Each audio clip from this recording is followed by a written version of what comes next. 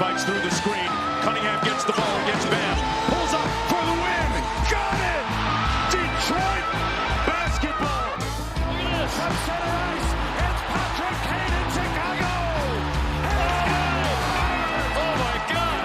With the overtime winner. Time that they didn't.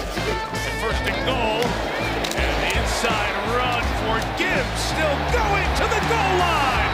Number 4 on the night. A night to remember.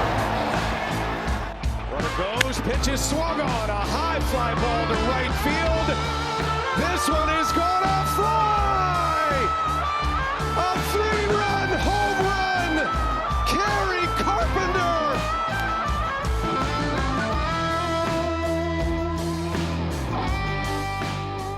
Ladies and gentlemen, welcome to the Detroit Sports Sit Down. My name is Tom Murphy Jr. I'm here with Dan Murphy, and today we're going to be talking Tiger baseball. Man, things really went downhill since we last talked. Dan, is it should we freak out? Is it freak out time or what? Is it over? Tigers get swept. Well, they lose 4 in a row, but they get swept weekend series at home by Seattle.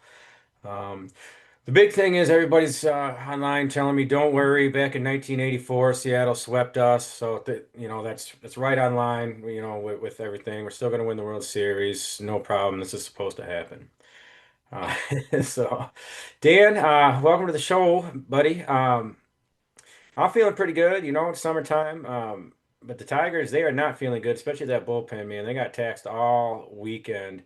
Um, that is kind of funny though. Like people were saying that, don't worry, don't worry. We got swept in 1984 by Seattle. It's just, I mean, for one, man, 1984 was a long time ago, and for two, I think that's pretty irrelevant. But Yeah, when something like this happens, people start, grasping at straws. But for real, it's a long, long season. Um, you're not going to win all 162, but this weekend was kind of an eye opener to say the least, man. yeah. What are your biggest concerns? This slump heading into the All-Star break. So there's going to be some time off. Obviously we got a lot of guys going to the All-Star game, but other guys going to get, a few days off and whatnot. You come back, regroup, get things going again. But what were your main takeaways from this weekend series where the Seattle came in and swept the Tigers in front of some big crowds and some disappointed people? Yeah. Well, I mean, even before this 4-game losing streak, we knew the obvious, additions that they need to make are in the bullpen. We're saying at least one arm, really probably 2 arms. And man, did it show itself this weekend. Holy cow. I mean, they just got smoked. I mean, everybody they brought out, it wasn't just 1 or 2 guys. I mean, everybody they brought out of that bullpen just got lit up. And then Scooble and Mize both got lit up too. So you think Scooble and Mize, those are probably just little blips on the radar. I'm not concerned about those guys, but the bullpen has been an issue for a while, and they just got smoked. Like, I mean, Seattle was just hitting bomb after bomb after bomb. It was absurd. Like, Yeah, it's like, man. man, oh man. 5 home runs today, 5 solo home runs. Man, that's not good at all. No, Like no. The one good thing from today is, Flaherty did pitch pretty well. He got himself in some trouble in the first inning, had the bases loaded with no outs, and he ended up getting out of it. So he ended up going, I think, 5 innings, only giving up 2 runs. I think had 7 or 8 strikeouts. So at least he came in and was able to settle things down a little bit because Skubal and Mize both struggled to start the series. So you're thinking, man, okay, at least he's settling things down, and maybe they can, salvage, at least 1 game out of this series. But then the bullpen just an implosion. Absolute implosion, especially in that 9th inning. yeah. It's an interesting stat. You're looking at the Tigers, they lose 8-4 today. They give up 10 hits. They get 8 hits. Um, so the offense, while not enough, it was still kind of there during this little losing streak here, but still I mean, They're still the best team in baseball, though, yeah, Tom. So, like, we that's a go weird into it, thing. yeah, it's frustrating they've lost 4 in a row. But who's the consensus best team in baseball? The LA Dodgers, right? They've lost 7 of their last 10. Yeah. So, I mean, teams are going to have stretches where they're struggle a little bit, and you wonder, last weekend the Tigers go into Cleveland and they sweep them. It's three really competitive, close, playoff-like atmosphere type games, and they win all three. And you really feel like they kind of put the dagger in the Guardians, because they really, I mean, they were reeling coming in. The Guardians had lost seven straight, and the Tigers come in and get three from them and sweep them. And it just felt like Tigers put a lot into that. They kind of an emotional game, high intensity games. And then they take the first two from Tampa. They come back home and take the two games from Tampa, and then they had this letdown, this four-game losing streak here. But you kind of think it was probably inevitable. At some point they were going to have a losing streak. This four-game losing streak is the longest losing streak of the season, which is pretty incredible that they haven't had a longer losing streak in this stretch. So it's Yeah. it's funny though, because it's like they started the season getting swept by the Dodgers, and now they bookend this first half. Now they get swept by Seattle and lose four straight. It's like everything in the middle of the stretch is unbelievable. And they're fantastic, where they kind of started the season and have ended this first half, bookending it with some disappointing baseball. Yeah, I mean it's unfortunate because especially with how hot the Tigers have been, you don't want to go into the All-Star break with like, you know, riding a losing streak and one of your worst stretches that you've had all season. Yeah, It's unfortunate, but it's just not that big of a deal, especially when you're looking at these standings, man. Like we're still far and away the leader in the Central. Um, I think still have I believe 2.5 game lead for the number one seed in all the American League. Still the best team in all of baseball, because of the Dodgers, slumping too at the same time. So, I mean, the bullpen is a concern though. That is something to be a little panicked about. But if the number one thing that's the easiest thing to get at the trade deadline is bullpen arms, because there's a lot of them available. So they're gonna get some guys. Are they gonna get a big time, right-handed bat? Are they gonna get another starter? Those are different. Those are different issues and gonna be a lot tougher to get, and maybe not as big of needs. But the biggest need is something that's the easiest to get. So that is, at least there's going to be some solutions to what their biggest problem is. yeah, that's pretty frustrating because last episode, we were talking about the Red Sox, maybe being sellers. We really want to kind of score watch them. And then they go off to win what 10 in a row. Yeah, they're red hot, man. They are Unfortunately, they're and right now back. you got to start thinking about it. They might be a team that they're going to have to deal with in the playoffs. Yeah. They went from what like eight, I think they're 7 or 8 games back to just 3 games back, and they caught the Rays, and they're 1 game behind the Yankees, 3 games Yeah, behind the Blue Jays. Uh, that man, that American League East is really, really competitive. So I think you're right, man. A lot of these teams are becoming buyers instead of sellers yeah, now that we're on the fringe, and that's going yeah. to That was shake something up we the talked market. about last week, to keep an eye on these bubble teams. We talked about like the divisions pretty much. I mean, you don't want to say there's still a half a season to go, but the Tigers pretty much got this thing, for the most part, unless an absolute collapse. If they continue this stretch, this losing stretch into the second half, but I think they're going to be okay.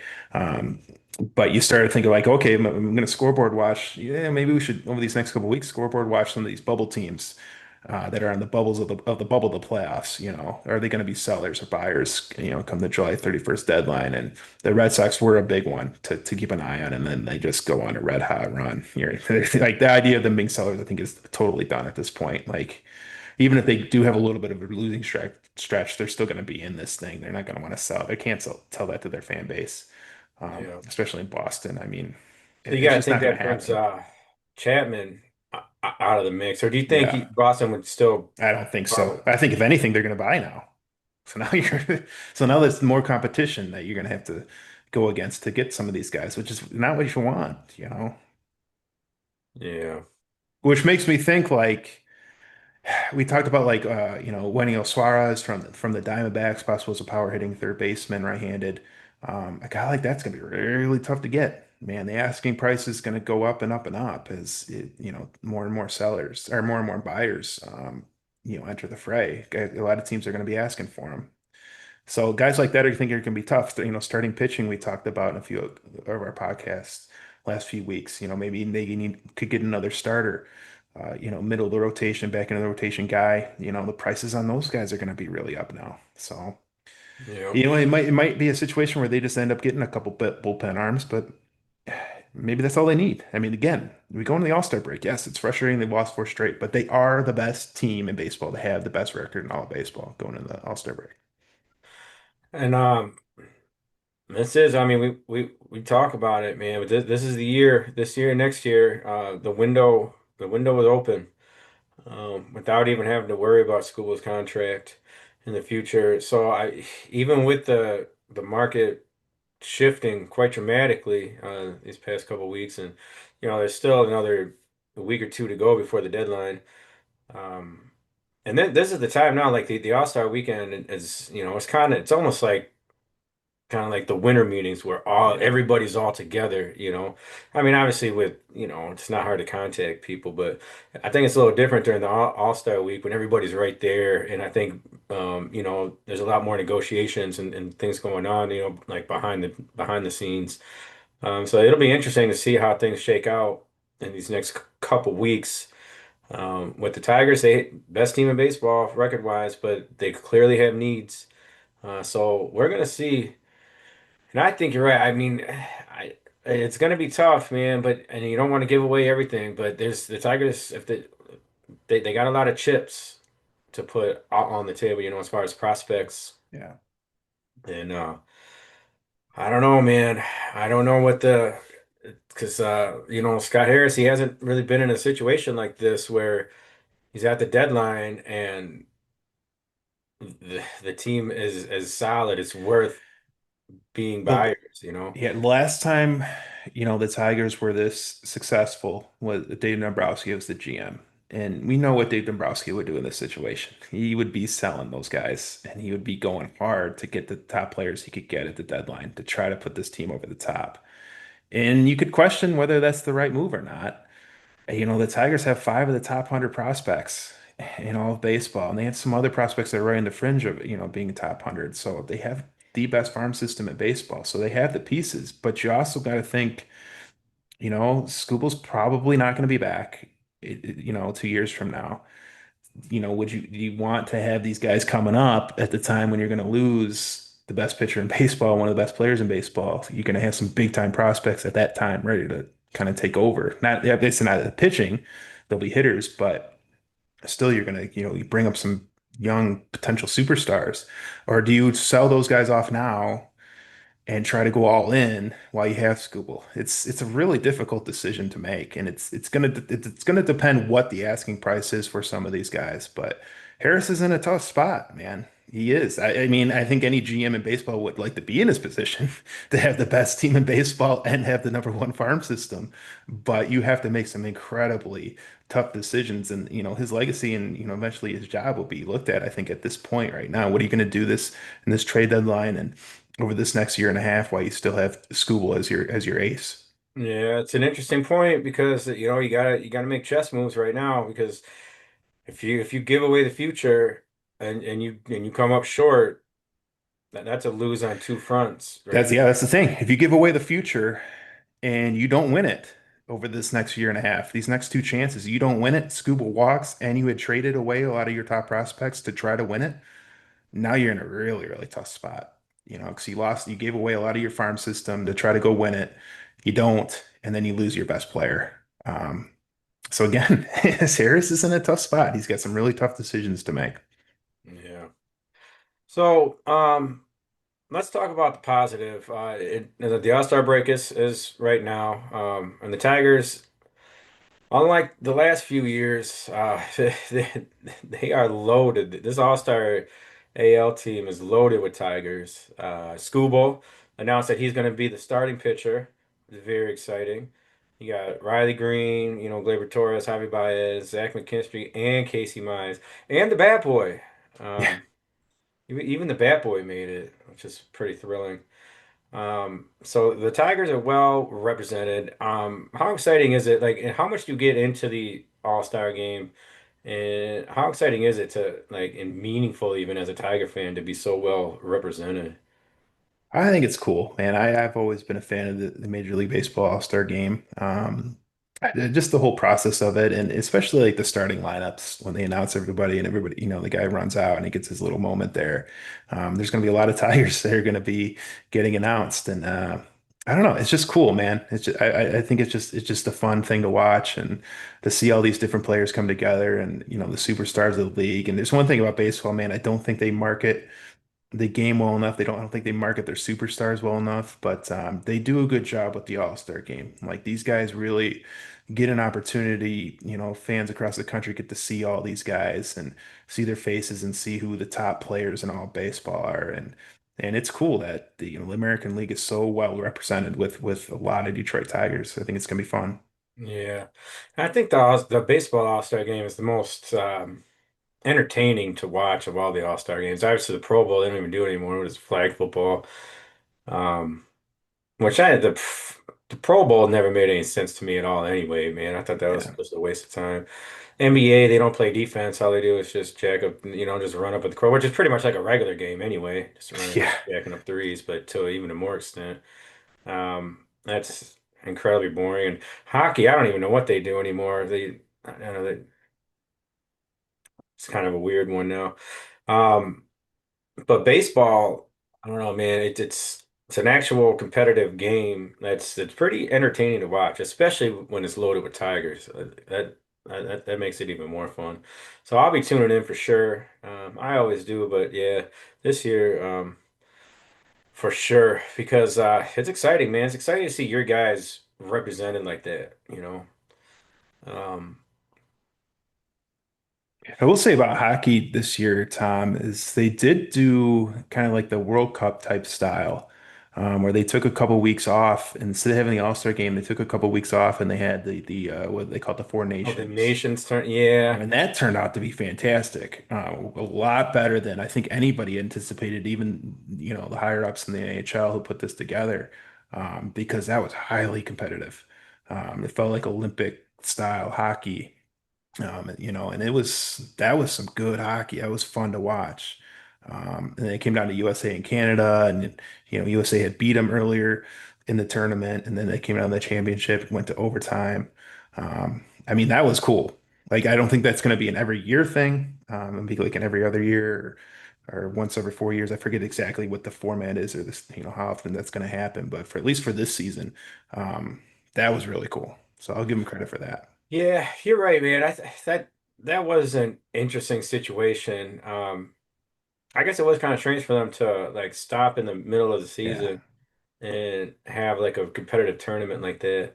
Imagine if one of you guys got like hurt for the year or something playing in that, but But it brought a lot of interest. I mean, that yeah, championship, USA and Canada was one of the highest rated games of the year. So it yeah, definitely brought a lot of interest and a lot of buzz to hockey. And I think it improved, viewership and and fans getting involved after, even after that, like fans started watching, the teams a little bit more. So it definitely was a good move by the NHL to do that. yeah. Now, with MLB All-Star Weekend, what do you think about the how they do it? Like, why do they have it on a Tuesday? The Yeah. Home Run Derby's on a Monday.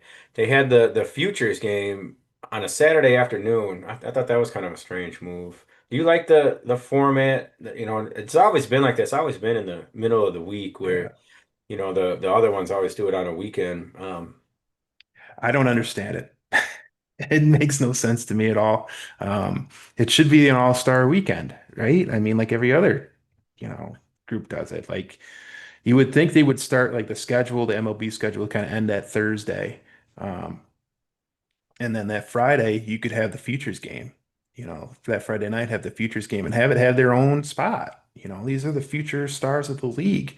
For me personally, I was really excited to watch that game because the Tigers had three of their top prospects playing. They were in the starting nine, and Clark, McGonigal, and Bershino. So I was excited to watch it, and the Tigers are on at the same time.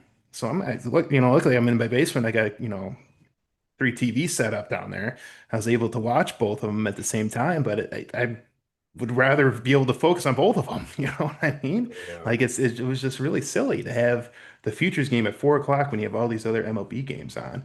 And I'm looking at the crowd, and it's kind of a sparse crowd that was there. Like, man, these guys, this is kind of their moment, man. They should have this should be prime time. This should be a spotlighted game. And I don't know. I just don't like it. I don't like how they had it scheduled. Then you look at the All-Star game on a Tuesday night. Why don't you backload that? Have the Futures game on Friday, have the Home Run Derby on Saturday, and then the All-Star game Sunday night. And then they also have the draft. They had the draft today. So Yeah. you could fit the draft, maybe have that on Sunday, and then during the day, and then prime time you have your All-Star game. Like they could schedule it so much better. And this is just another example. Just MLB gets in their own way so many times. Like Well, I don't know, man. poor Like, marketing. It I drives me think nuts. maybe the reason they do it is because you only get so many summer weekends. And so that's, all these, what was it, 32 teams or something. So that's 16 cities that get weekend series to fill their ballparks before the All-Star weekend. Or for the All-Star week, really, I guess you would say. But that's the only thing I could think of, because more people go to games on weekends than during the week. So, but they're gonna sell out the All-Star game no matter what. So do it on a Tuesday, I guess, to give, that one more weekend of of regular baseball. That's the only thing I could really Yeah. think of. But because it never really made sense to me. But I guess if I'm thinking about it, that's the only thing I can really think of is why they would do it. But it's still going to draw numbers. People are still going to go. People are going to watch. So, but it's an interesting theory onto why they do that the way they do. Yeah. I guess my biggest thing is just the futures game. It just bothered me, to have it right in between of all these other games and have all these, Tiger prospects and playing in that game while the Tigers are also playing. It bothered me, annoyed me. Yeah. So the guys that we do have going, who's your biggest surprise in here? Is it Javi Baez, McKinstry, or Casey Mize? Of those three. You're Like, talking like my opinion before the season. yeah, yeah, I think it would have to be Baez. The thought process is, man, we got to cut this guy, get rid of this guy, just pay the money and move on. He was yeah, so bad for the majority of this contract, especially the last 2 seasons before this year, and then just an unbelievable turnaround. He had another spectacular play today, making a double play in a key spot. He's making plays all over the place. He's looking like the bias that he was with the Cubs, just having these big moments and these big plays, and he looks like he's having fun, and he's got a little bit of yeah, swagger about him, and you're seeing fans coming in with his jerseys, and some of those fans might have bought his jersey when he first came here and have been disappointed for the last few years. yeah. But For now they some can reason, wear it bought him proud. on They can wear that clearance jersey last proudly year. now. Yeah, got that jersey for 50% off last year, and Yeah. figured that's a Tiger jersey. Like, oh wait, this guy's good again. Um, Yeah, one of those Christmas presents you get from like your grandma or something. yeah, I got you a Tigers jersey. Ah, yeah, thank you. Even though in the back of your mind, probably never gonna wear this. yeah, And then, but again, you got to give him credit though. Like what a turnaround, and to come back from having hip surgery and to tell AJ Hinch like, hey, I'll play anywhere you need me to play. Like, and then they brought up the idea of him playing center field, and he's like, heck yeah, I've been trying to tell people I can play center field, man. I really want to play it. And then he goes in there, and that's what he's going in as into the All-Star game as a center fielder, even though like the last several weeks he's been moving back to shortstop and playing in the infield with Parker Meadows being back. But man, just to have him be able to hit the way he's been hitting, the defenses he's been playing in any position you put him at, being a total team player as a veteran that he is, and man, it's been fun to see. And that's if you go back and look before the season of hey, this is a list of all stars the Tigers are going to have as well. A question that Javier Baez would be the biggest surprise. yeah. McKinstry's right up there though. I mean, this guy's a utility player. Um, all of a sudden he's hitting triples like he's Jackie Robinson or something, man. This guy, he's just a magnet to third base, man. It's Yeah. crazy. He can play all over the field. He's clutch hitting, and it's well deserved. But he wasn't on the top of my list of Tiger All-Stars. That's for sure when the season started. No. Yeah, I was gonna say he would. I was gonna originally say he was my biggest surprise, but if you're talking before the season, like it has to be Javi Baez. But McKinstry is definitely up there as well. But man, he just does everything you can ask of him. Like he gives everything he has every single day that he's out there. He gets every bit of the talent that he has. Yeah, no doubt about it. And then Casey Mize, another comeback, a real comeback story. Starting to look like a bust a bit now with all the injuries, and it's coming out this year looking like like a solid rotation pitcher, starting pitcher. So it's Yeah. good news for us, that's for sure. Yeah, because I mean, you knew the potential was there, you knew the talent was there, but it just hadn't shown itself. And last season he struggled a little bit, but it was his first year coming off of Tommy John. That can be expected. He's trying to get back and shake off the rust and trying to get back. Usually your first season after Tommy John is usually kind of rough. So this was his second year back off the injury, and finally, we're seeing the potential that he had as the number one pick in the draft several years back. And I wouldn't say he's looking like an ace, but definitely a number two or number three in a rotation for a good team. And yeah, he's much deserving of this All-Star selection.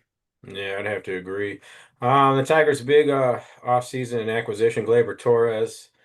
Um, there were questions coming in, why would the Yankees part with them, all that stuff. But he's come on. He's obviously he's playing good. He's a big part of this Tiger success so far. Well Yeah, deserved just All kind of, Star. oh, yeah, always giving you a quality at bat. I mean, he rarely swings at bad pitches. I mean, his strikeout rate is incredible. And the big surprise, though, was when he come from New York, there was a lot of talk about his poor defense and his poor base running.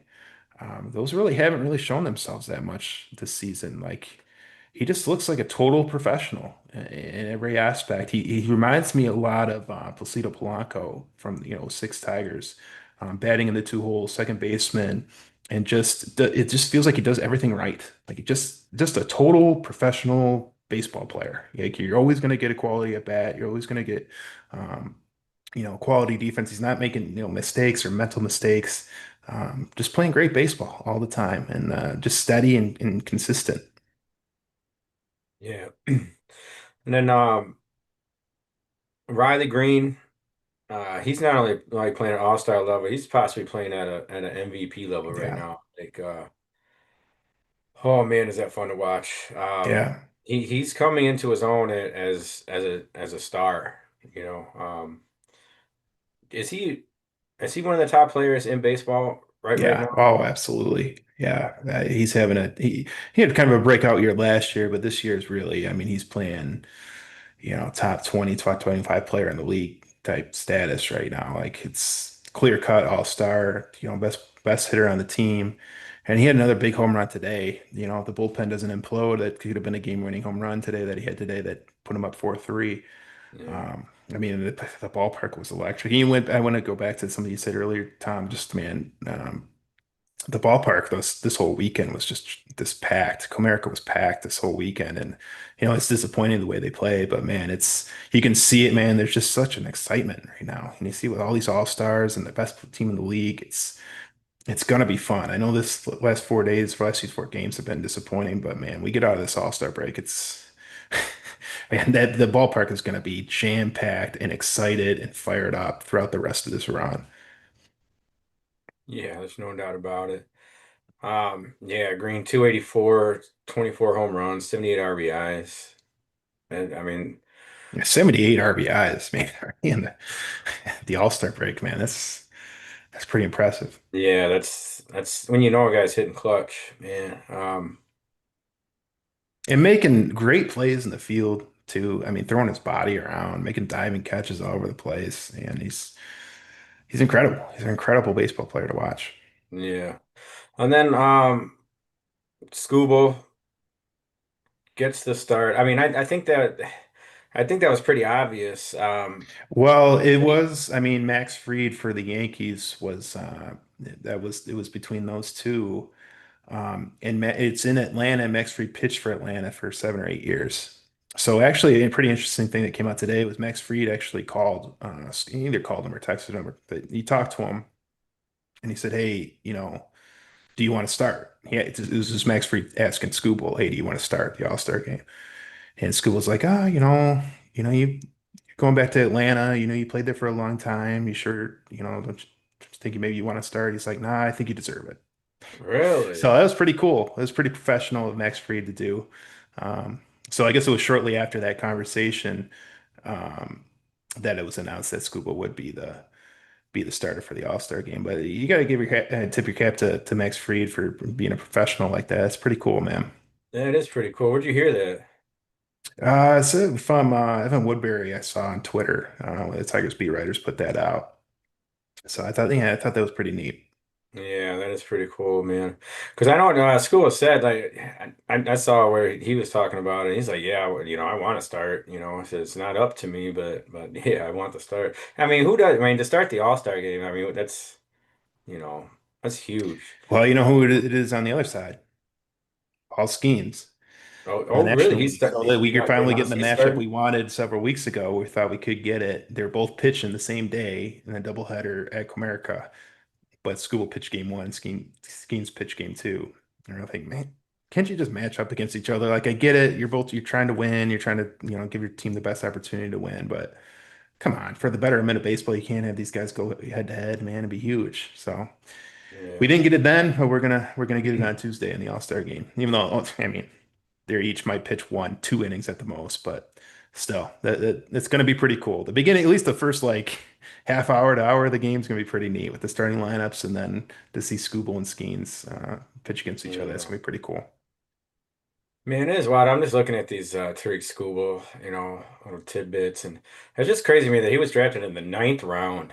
Man, like it just goes to show you, man. Like you never know with some of these guys, Yeah. man. Like how the guy comes out of Seattle, what Seattle University or something, and he had the surgery. Um, but you get him in the ninth round, man. Just speaking of like the draft today, like you some of these guys they just develop, man, because he got drafted in 2018. So 7 years later, he's the best pitcher in baseball. You just never know. I mean, a lot of times because a lot of these baseball players, you just recognize the talent, you recognize the arm, the arm speed and all that.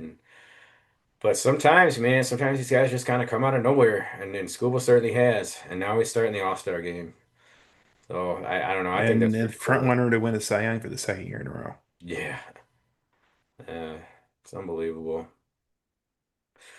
But I mean that's it, man. It's gonna be fun, man. But the Tigers they're right here. A little bump in the road, but um we get to take a break here, watch our All Stars, and then get back to it later this week. And hopefully they just It couldn't be throw in a some. better time. I mean, you have the worst losing streak of the year. And they look like they're a little bit gassed, especially in the bullpen. Um, this break is, I think, coming at a great time for them to rest and I think the whole organization to kind of take a step back. Harris and Hinch and kind of get an overview of the whole team and really the whole organization and think, okay, what do we need? Is there guys we can bring up from the minors potentially? Um, or who do we need to go out and get? And if we do go out and get who's an untouchable, who are guys that we could potentially give up.